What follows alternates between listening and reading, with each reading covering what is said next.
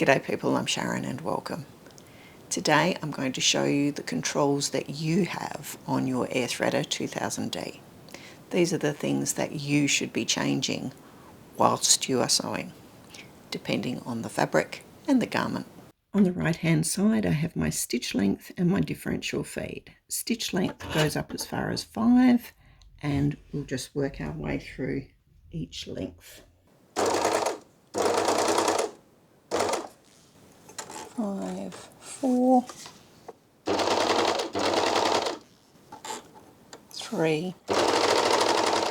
3 is about where I would normally sew most of the time. 2. R, which is used for rolled hemming. And 1, which is so low I would basically never use it. There is a cutter on this side. I take the thread to the back and pull it over. 5mm, 4mm. Use these ones when you're on thick fabrics. 3mm most of the time. 2 and down to the rolled hem. 1 is just so short you'd never really use it. You'll notice that I did not actually lift the foot to put the fabric under. The feed dogs are so close to the front of that foot that they're able to pick the fabric up and pull it into the machine. If you are sewing with very thick fabric, then you may need to lift the foot in order to get the fabric in, but it's not usually necessary. Also with thick fabric, that is when you make the stitch length longer. Stitch length back to normal. This is differential feed. I'm going to move it up as high as it will go, which is 2. Differential feed is one of those things that just seems to be slightly this side of alchemy. Essentially, the best way I've ever found to describe it is that your machine has 2 sets of feed dogs, a front set and a back set. When the differential feed is set to 1, they work together. When the differential feed is set to 2, the front set works twice as hard as the back set. And that means it's pulling more fabric in than it's pulling out at the back. And essentially, that's like gathering. The opposite is when you have it set to 0.5, and then the machine is pulling more fabric out at the back than it's pulling in at the front. And if you're on a stretchy fabric, it will stretch things. How do you use it? If you are finding that you are doing a long seam, perhaps on a pair of trousers, and the seam is ending up wavy, by increasing your differential feed, you can bring it back to flat. On the other hand, if whatever you're sewing is gathering up as you're sewing it, take it down to a lower number, and that gives it more thread and the ability to stay flat. This is something you should alter depending on how your fabric is reacting as it's being sewn. Make sure you are trimming some fabric off as you do this.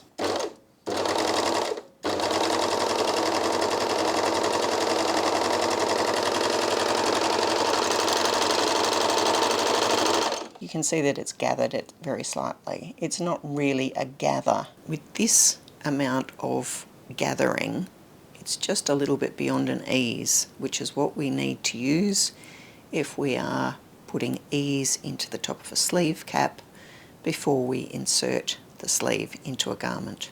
In order to make that into a proper gather, I am increasing the 2 left tension discs here, and I'm sorry I'm not actually filming that. I'm putting them both up to 7. That's the only thing I've done.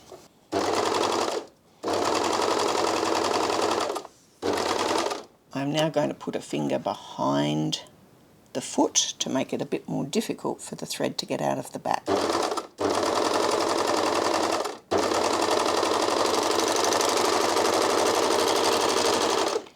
When I pull that, I pull it from the whole body of it, not from the very back. And hopefully you can see there that this side, it's a little bit tighter but this side where I was putting my finger behind it, that actually makes it a stronger gather.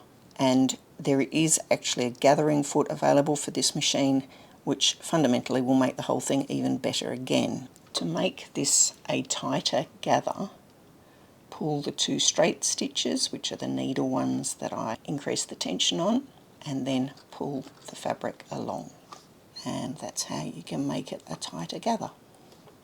To make it a looser gather, make sure you left enough thread there, needle threads, and you can pull it out onto those needle threads.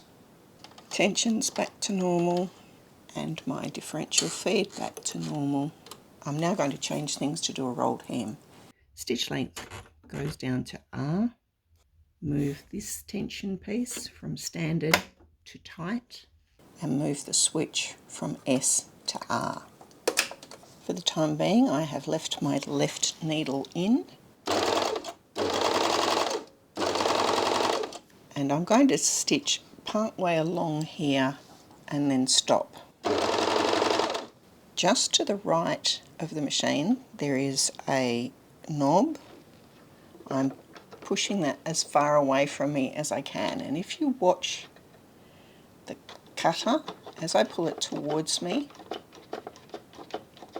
the cutter moves over to the left. As I move it away from me, the top away from me, the cutter moves to the right. When you're doing a rolled hem, it's a good idea to have the cutter as far over to the right as you can get it.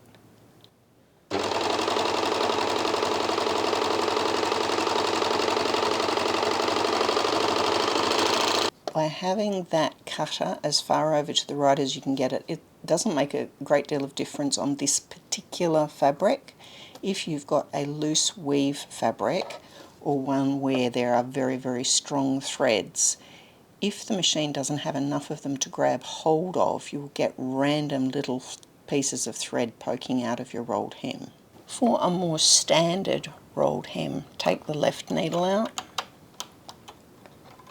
You'll notice I did that with the thread still attached, and that stops the needle from accidentally falling down into the machine.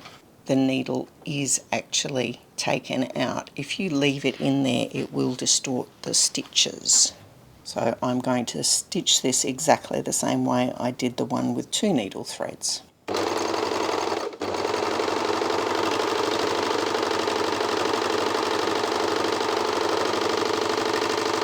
And that's the difference between a single needle rolled hem and a 2 needle rolled hem. If you're putting a needle back into one of these machines, I recommend, if you can get hold of one of these needle threaders, put the needle into the container at the back of it, flat to back. Now, at the moment, it doesn't want to go up. I tightened that screw very slightly.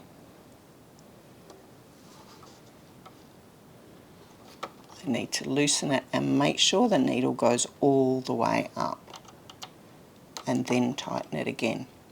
The reason I tightened it slightly was so that that little screw would not bounce around and fall out and have me lose it whilst I wasn't using the needle. When I'm finished, I put the left needle back in and rethread it, and I'm going to move this back from R for rolled hem back to S for standard. Move this tensioner from tight, which is what you use for rolled hem, over to standard, and take the stitch length back to my regular length.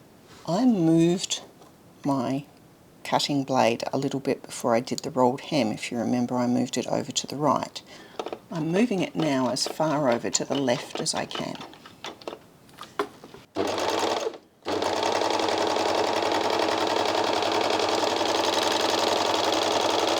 Hopefully you can see that the loops are hanging over the top, just a little bit. I'm now going to move that blade as far across to the right as I can, so I'm pushing the top of it away from me.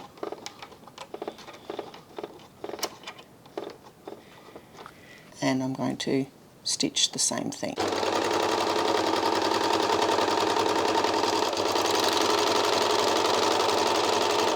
On that side, the stitching looks wider, but it also looks like it's a bit bunched up in the loops of thread. And on this side, there's actually a gap between the edge of the fabric and where the loops of thread come to. Part of what you need to do while you're sewing is adjust where the cutter is depending on the fabric.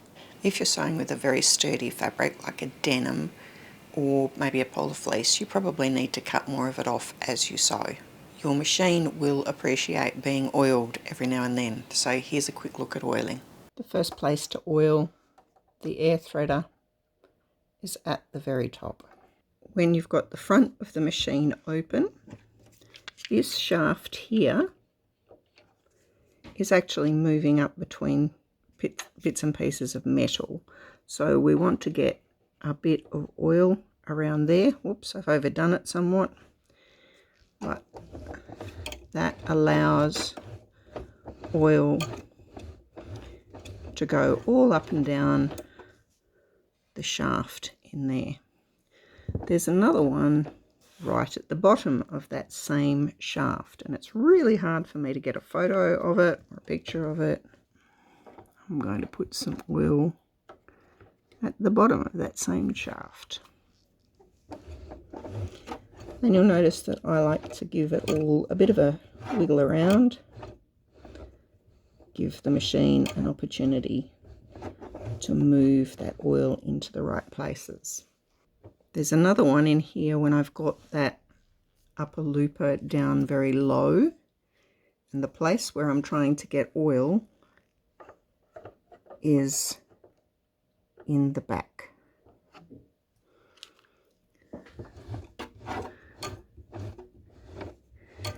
And in each case, give it a bit of a wiggle around. Let the oil penetrate into the places it's supposed to be in. There is a small hole in this tube for oil to go down, or looking in from the back of this piece. There's a white piece of fluff. Put a drop of oil in there. And then this piece, we're actually trying to get something in between. And down here, we're basically looking for places where we get metal on metal turning around. One there and one up here. Try not to turn it into an exploratory oil well. There's one here as well. And one on the other end of that same piece of metal. That about covers what I've got to show you about the Janome 2000D Airthreader. The machine is also capable of doing a 2-thread overlocking, but my experience is that almost nobody ever does it, so there isn't much point in covering it. Hope you've learned something about your machine, and I shall see you next time.